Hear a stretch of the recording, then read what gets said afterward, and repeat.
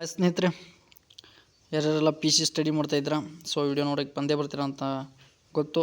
So ಇವತ್ತು ಎರಡನೇ ದಿನದ ಪ್ರಮುಖ 50 ಪ್ರಶ್ನೆಗಳನ್ನು ನೋಡ್ತಾ ಹೋಗೋಣ. ಸೊ ನಿನ್ನೆಕ್ಕಿಂತ ಇವತ್ತು ಸ್ವಲ್ಪ ಟಫ್ ಆಗಿರೋ ಕ್ವಶನ್ಗಳು ಬಂದಿರುತ್ತೆ, ಸ್ವಲ್ಪ ಈಸಿಯಾಗಿರೋ ಕೂಡ ಇರುತ್ತೆ. ಸೊ ಯಾರು ಒಂದೇ ಭಾಗ ನೋಡಿಲ್ಲ, ಸೊ ದಯವಿಟ್ಟು ನೋಡಿಕೊಂಡು ಅದನ್ನು ಸ್ವಲ್ಪ ಫೀಡ್ಬ್ಯಾಕ್ ಮಾಡಿಕೊಂಡು ಆಮೇಲೆ ಅದ್ರ ಬಗ್ಗೆ ಸ್ಟಡಿ ಮಾಡ್ಕೊಳ್ಳಿ, ಯಾವ ರೀತಿ ಕ್ವಶನ್ ಬಂದಿದೆ ಅನ್ನೋ ಅರ್ಥ ಮಾಡ್ಕೊಳ್ಳಿ. ಸೊ ಇವತ್ತಿನ ಮೊದಲ ಪ್ರಶ್ನೆ ಕಡೆ ಹೋಗೋಣ. ಕರ್ನಾಟಕದ ಪ್ರಸಿದ್ಧ ಹಂಪಿ ಯಾವ ನದಿಯ ದಂಡೆಯ ಮೇಲಿದೆ ಅಂತ ಕೇಳಿದರೆ ಅದು ತುಂಗಭದ್ರಾ ನದಿ ದಂಡೆಯ ಮೇಲಿದೆ. ಸೊ ನೆಕ್ಸ್ಟು, ಕರ್ನಾಟಕದ ಫೀಡ್ಬ್ಯಾಕ್ ಅಥವಾ ಆಧುನಿಕ ಕರ್ನಾಟಕದ ಶಿಲ್ಪಿ ಎಂದು ಯಾರನ್ನು ಕರೆಯಲಾಗುತ್ತದೆ ಅಂತಂದರೆ ಸರ್ ಎಂ ವಿಶ್ವೇಶ್ವರಯ್ಯ ಅಂತ ಇಲ್ಲಿ ಹೇಳ್ಬೋದು. ಮೊಘಲ್ ಸಾಮ್ರಾಜ್ಯವನ್ನು ಸ್ಥಾಪಿಸಿದವರು ಯಾರು? ಸೊ ಬಾಬರ್. ಯಾವಾಗ ಅಂತ ಕೇಳಿದರೆ ಕ್ರಿಸ್ತ ಶಕ 1526 ಮೊದಲ ಪಾಣಿಪತ್ ಕದನ ಆಗಿತ್ತು, ಕ್ರಿಸ್ತ ಶಕ 1526ರಲ್ಲಿ. ಸಿಂಧು ನಾಗರಿಕತೆಯ ಪ್ರಸಿದ್ಧ ಬಂದರು ನಗರ ಯಾವುದು ಅಂತ ಕೇಳಿದರೆ ಲೋಥಲ್. ಸೊ ನೆಕ್ಸ್ಟು, ಟಿಪ್ಪು ಸುಲ್ತಾನ್ ಬ್ರಿಟಿಷರ ವಿರುದ್ಧ ಹೋರಾಡುತ್ತಾ ಯಾವಾಗ ವೀರಮರಣ ಹೊಂದಿದನು? 1799 ಮೇ 4ರಂದು, 4ನೇ ಮೈಸೂರು ಯುದ್ಧ ಸಮಯದಲ್ಲಿ. ಸ್ವರಾಜ್ ನನ್ನ ಜನ್ಮ ಸಿದ್ಧ ಹಕ್ಕು, ಅದನ್ನು ನಾನು ಪಡೆದೇ ತೀರುತ್ತೇನೆ ಎಂದು ಹೇಳಿದವರು ಯಾರು ಅಂತ ಕೇಳಿದರೆ ಬಾಲ್ ಗಂಗಾಧರ ತಿಲಕ್. ಸೊ ಇದನ್ನು ನೋಡ್ಕೋಬೇಕು. ಸೊ ಈ ರೀತಿ ಘೋಷಣೆ ಏನಿರುತ್ತಲ್ಲ, ಸೊ ಅದನ್ನು ಯಾರಿಗೆ ಹೇಳಿದರೆ, ಸೊ ಯಾವಾಗ ಹೇಳಿದರು, ಸೊ ಅದು ಕೂಡ ಬರುತ್ತೆ. ಸೊ ಅದನ್ನು ಕೂಡ ನೋಡ್ಕೊಳ್ಳಿ. ಭಾರತಕ್ಕೆ ಸಮುದ್ರ ಮಾರ್ಗವನ್ನು ಕಂಡುಹಿಡಿದ ಪೋರ್ಚುಗೀಸರ ನಾವಿಕ್ ಯಾರು ಅಂತ ಕೇಳಿದರೆ ವಾಸ್ಕೋ ಡಿ ಗಾಮ. 1498ರಲ್ಲಿ ಕ್ಯಾಲಿಕಟ್ಗೆ ಬಂದಿಳಿದನು. ಸೊ ಕ್ಯಾಲಿಕಟ್ಗೆ ಬಂದಿಳಿದಾಗ ಸೊ ವಾಸ್ಕೋ ಡಿ ಗಾಮ ಯಾವ ರೀತಿ ಬಂದಪ್ಪ ಅಂತಂದರೆ ಸಮುದ್ರ ಮಾರ್ಗವನ್ನು ಕಂಡುಹಿಡಿದು ಬರ್ತಾನೆ. ಭಾರತದ ಮೊದಲ ಗವರ್ನರ್ ಜನರಲ್ ಯಾರು ಅಂತ ಕೇಳಿದರೆ ವಿಲಿಯಂ ಬೆಂಟಿಕ್. ಆರ್ಯ ಸಮಾಜವನ್ನು ಸ್ಥಾಪಿಸಿದವರು ಯಾರು? ಸ್ವಾಮಿ ದಯಾನಂದ ಸರಸ್ವತಿಯವರು. ಮೈಸೂರು ಒಡೆಯರ ರಾಜವಂಶದ ಕೊನೆಯ ರಾಜ ಯಾರು ಅಂತ ಕೇಳಿದರೆ ಜಯಚಾಮರಾಜೇಂದ್ರ ಒಡೆಯರ್. ಭಾರತ ಸಂವಿಧಾನ ಮತ್ತು ರಾಜಕೀಯ ಬಗ್ಗೆ ನೋಡುತ್ತಾದರೆ ಭಾರತ ಸಂವಿಧಾನವನ್ನು ಅಂಗೀಕರಿಸಿದ ವರ್ಷ ಯಾವುದು ಅಂತ ಕೇಳ್ತಾರೆ 1949 ನವೆಂಬರ್ 26.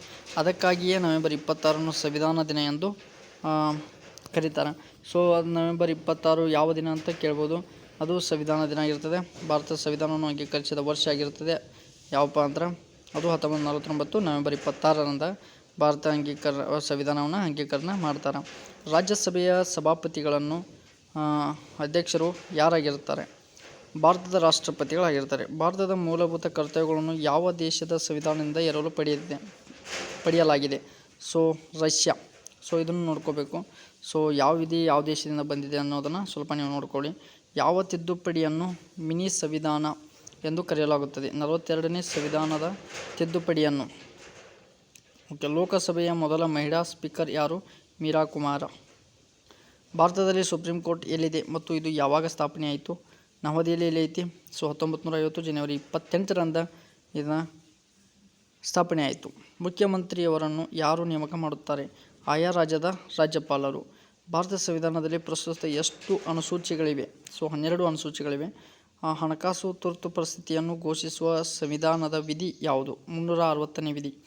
ಕರ್ನಾಟಕದಿಂದ ರಾಜ್ಯಸಭೆಗೆ ಆಯ್ಕೆಯಾಗುವ ಸದಸ್ಯರ ಸಂಖ್ಯೆ 12 ಆಗಿರ್ತದೆ. ಈಗ ಭೂಗೋಳಶಾಸ್ತ್ರದ ಬಗ್ಗೆ ನೋಡೋಣ. ಜಿಯೋಗ್ರಫಿ. ವಿಶ್ವದ ಅತಿ ದೊಡ್ಡ ಖಂಡ ಯಾವುದು? ಏಷ್ಯಾ ಖಂಡ. ಭಾರತದಲ್ಲಿ ಅತಿ ಹೆಚ್ಚು ಜನಸಂಖ್ಯೆ ಹೊಂದಿರುವ ರಾಜ್ಯ ಉತ್ತರ ಪ್ರದೇಶ್. ಕರ್ನಾಟಕದ ಯಾವ ಜಿಲ್ಲೆಯನ್ನು ರೇಷ್ಮೆ ನಗರಿ ಎಂದು ಕರೆಯಲಾಗುತ್ತದೆ? ರಾಮನಗರನ್ನು ಕರೆಯಲಾಗುತ್ತದೆ. ಭಾರತದ ಏಕೈಕ ಸಕ್ರಿಯ ಜ್ವಾಲಾಮುಖಿ ಎಲ್ಲಿದೆ? ಬ್ಯಾನರ್ ದ್ವೀಪ, ಅಂಡಮಾನ್ ಮತ್ತು ನಿಕೋಬಾರ್. ಭೂಮಿಯ ಅವಳಿ ಗ್ರಹ ಟ್ವಿನ್ ಪ್ಲಾನೆಟ್ ಎಂದು ಯಾವ ಗ್ರಹವನ್ನು ಕರೆಯುತ್ತಾರೆ? ಶುಕ್ರ ಗ್ರಹ. ಕೃಷ್ಣಾ ನದಿಯ ಉಗಮ ಸ್ಥಾನ ಯಾವುದು? ಮಹಾಬಲೇಶ್ವರ. ಭಾರತದ ಅತ್ಯಂತ ಹಳೆಯ ಪರ್ವತ ಶ್ರೇಣಿ ಯಾವುದು? ಅರಾವಳಿ ಪರ್ವತ ಶ್ರೇಣಿ. ಕಪ್ಪು ಮಣ್ಣು ಯಾವ ಬೆಳೆಗೆ ಅತ್ಯಂತ ಸೂಕ್ತವಾಗಿದೆ? ಹತ್ತಿ. ಸೊ ನಿನ್ನೆ ಕೂಡ ಬಂದಿತ್ತು. ಕರ್ನಾಟಕದ ಅತಿ ದೊಡ್ಡ ಜಿಲ್ಲೆ ಯಾವುದು? ಬೆಳಗಾವಿ. ಯಾವ ಕಾಲ್ಪನಿಕ ರೇಖೆಯು ಭಾರತದ ಮಧ್ಯಭಾಗದಲ್ಲಿ ಹಾದು ಹೋಗುತ್ತದೆ? ಕರ್ಕಾಟಕ ಸಂಕ್ರಾಂತಿ ವೃತ್ತ. ಸೊ ನಿನ್ನೆ ಒಂದು ಇದೇ ಕಾಲ್ಪನಿಕ ರೇಖೆಯ ಮೇಲೆ ಬಂದಿತ್ತು. ಸೊ ಅದನ್ನೆಲ್ಲ ನೋಟ್ ಮಾಡ್ಕೋತಾ ಹೋಗಿ. ಸೊ 100% ಯೂಸ್ಫುಲ್ ಆಗುತ್ತೆ. ಸಾಮಾನ್ಯ ವಿಜ್ಞಾನ ಬಗ್ಗೆ ನೋಡೋದಾದರೆ ಮಾನವನ ದೇಹದಲ್ಲಿರುವ ಒಟ್ಟು ಮೂಳೆಗಳ ಸಂಖ್ಯೆ 206. ಸೊ ನಿನ್ನೆ ಕೂಡ ಬಂದಿತ್ತು. ಬೆಳಗಿನ ವೇಗ ಸೆಕೆಂಡಿಗೆ ಸುಮಾರು ಎಷ್ಟು? 3 ಲಕ್ಷ ಕಿಲೋಮೀಟರ್. ಓಕೆನಾ. ಪೆನ್ಸಿಲಿನ್ ಎಂಬ ಆ್ಯಂಟಿಬಯೋಟಿಕ್ ಅನ್ನು ಕಂಡುಹಿಡಿದವರು ಯಾರು? Alexander Fleming. ವಿಟಮಿನ್ ಸಿ ಕೊರತೆಯಿಂದ ಬರುವ ಕಾಯಿಲೆ ಯಾವುದು? ಸ್ಕರ್ವಿ. ಸೊ ನಿನ್ನೆ ಕೂಡ ಒಂದು ವಿಟಮಿನ್ ಮೇಲೆ ಬಂದಿತ್ತು. ಸೊ ಇದನ್ನು ನೋಡ್ಕೊಳ್ಳಿ. ಗಿಡಗಳು ಆಹಾರ ತಯಾರಿಸುವ ಪ್ರಕ್ರಿಯೆಯನ್ನು ಏನೆಂದು ಕರೆಯುತ್ತಾರೆ? ದ್ವಿತೀಯ ಸಂಶ್ಲೇಷಣೆ. ಓಜೋನ್ ಪದರವು ಸೂರ್ಯನ ಯಾವ ಹಾನಿಕಾರಕ ಕಿರಣಗಳನ್ನು ತಡೆಯುತ್ತದೆ? ಅಂದರೆ ಈಗ ಓಜೋನ್ ಪದರ ಇರ್ತೈತಿ, ಸೂರ್ಯನ ಒಂದು ಹಾನಿಕಾರಕ ಕಿರಣಗಳು ಬರ್ತಿರ್ತಾವೆ.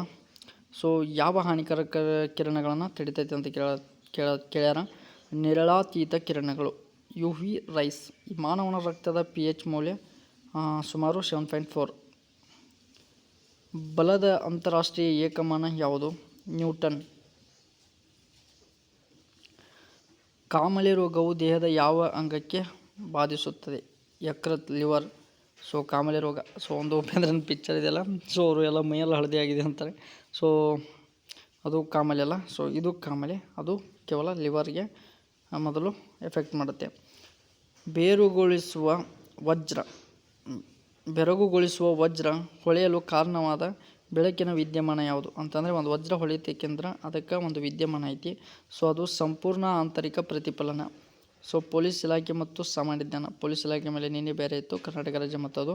ಸೊ ಇವತ್ತು ಪೊಲೀಸ್ ಇಲಾಖೆ ಮತ್ತು ಸಾಮಾನ್ಯ ಜ್ಞಾನ ಐತಿ. So important. ಕರ್ನಾಟಕ ರಾಜ್ಯ ಪೊಲೀಸ್ ಧ್ವಜ ದಿನವನ್ನು ಯಾವಾಗ ಆಚರಿಸಲಾಗುತ್ತದೆ? ಏಪ್ರಿಲ್ 2ರಂದು ಕರ್ನಾಟಕ ಪೊಲೀಸ್ ಧ್ವಜ ದಿನವನ್ನು ಆಚರಿಸಲಾಗುತ್ತದೆ. ಭಾರತದ ಮೊದಲ ಮಹಿಳಾ IPS ಅಧಿಕಾರಿ ಯಾರು? ಕಿರಣ್ ಬೇಡಿ. ಕೇಂದ್ರೀಯ ತನಿಖಾ ದಳ CBIನ ಪ್ರಧಾನ ಕಚೇರಿ ಎಲ್ಲಿದೆ? ನವದೆಹಲಿಯಲ್ಲಿದೆ. ಕರ್ನಾಟಕದ ಪ್ರಸ್ತುತ ರಾಜ್ಯಪಾಲರು ತಾವರ್ ಚಂದ್. ಮತ್ತು ವಿಶ್ವ ಆರೋಗ್ಯ ಸಂಸ್ಥೆಯ ಪ್ರಧಾನ ಕಚೇರಿ ಎಲ್ಲಿದೆ? Geneva. Silicon valley of India ಎಂದು ಯಾವ ನಗರವನ್ನು ಕರೆಯುತ್ತಾರೆ? ಬೆಂಗಳೂರು. ಸೊ ಭಾರತದ ರಾಷ್ಟ್ರೀಯ ಕ್ರೀಡೆ ಹಾಕಿ. ವಿಶ್ವಸಂಸ್ಥೆಯ ಪ್ರಸ್ತುತ ಪ್ರಧಾನ ಕಾರ್ಯದರ್ಶಿ ಯಾರಂತ ಕೇಳಿದರೆ ಆಂಟೋನಿಯೋ ಗುಟೆರೆಸ್.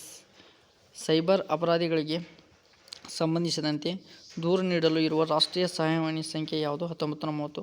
ಸೊ ಈ ಸಹಾಯವಾಣಿ ಸಂಖ್ಯೆಗಳ ಬಗ್ಗೆ ಪೊಲೀಸ್ ಲಿಸ್ಟ್ನಲ್ಲಿರುವಂಥ ಸಹಾಯವಾಣಿ ಸಂಖ್ಯೆ. ಸೊ 100 ಯಾರಿಗೆ ಹೋಗುತ್ತೆ? ಸೊ 1930 ಯಾರಿಗೆ ಹೋಗುತ್ತೆ? ಸೊ ಇದನ್ನೆಲ್ಲ ನೀವು ತಿಳ್ಕೊಬೇಕು. ಭಾರತದಲ್ಲಿ ಪೊಲೀಸ್ ಇಲಾಖೆಯು ಯಾವ ಸಚಿವಾಲಯದ ಅಡಿಯಲ್ಲಿ ಬರುತ್ತದೆ? ಗೃಹ ಸಚಿವಾಲಯದ ಅಡಿಯಲ್ಲಿ, ಮಿನಿಸ್ಟ್ರಿ ಆಫ್ ಹೋಮ್ ಅಫೇರ್ಸಲ್ಲಿ ಭಾರತದ ಪೊಲೀಸ್ ಇಲಾಖೆ ಬರ್ತೈತಿ. ಸೊ ಇವತ್ತಿನ ಈ 50 ಕ್ವಶನ್ಸು ಇಂಪಾರ್ಟೆಂಟ್ ಆಗುತ್ತೆ. ಸೊ ಮೊದಲೇ ವಿಡಿಯೋನೂ ನೋಡ್ಕೊಳ್ಳಿ, ಸೊ ಇದನ್ನು ನೋಡ್ಕೊಳ್ಳಿ. ಸೊ ನಿಮಗೆ ಈಸಿ ಅನ್ನಿಸ್ತಾ ಹೋಗುತ್ತೆ. ಸೊ ಸಾಧ್ಯವಾದರೆ ಮಾಡ್ತಾ ಹೋಗ್ತೀನಿ ಡೈಲಿ. ಸೊ ಯಾವತ್ತಾದರೂ ಒಂದಿನ ಕೆಲಸ ಇದ್ದಾಗ ಗ್ಯಾಪ್ ಆಗ್ಬೋದು ಅಷ್ಟೇ. ಸೊ ದಯವಿಟ್ಟು ಇನ್ನೂ ಯಾರು ಚಾನಲ್ ಸಬ್ಸ್ಕ್ರೈಬ್ ಮಾಡ್ಕೊಳ್ಳಿ, ಸಪೋರ್ಟ್ ಮಾಡಿ ಅಂತ ಹೇಳ್ತಾ ಇವತ್ತಿನ ವಿಡಿಯೋನ ಇಲ್ಲಿಗೆ ಮುಗಿಸ್ತಾ ಇದ್ದೀನಿ. ಮತ್ತೆ ಮುಂದಿನ ವಿಡಿಯೋದಿಂದ ಭೇಟಿ ಆಗ್ತೀನಿ. ಧನ್ಯವಾದಗಳು.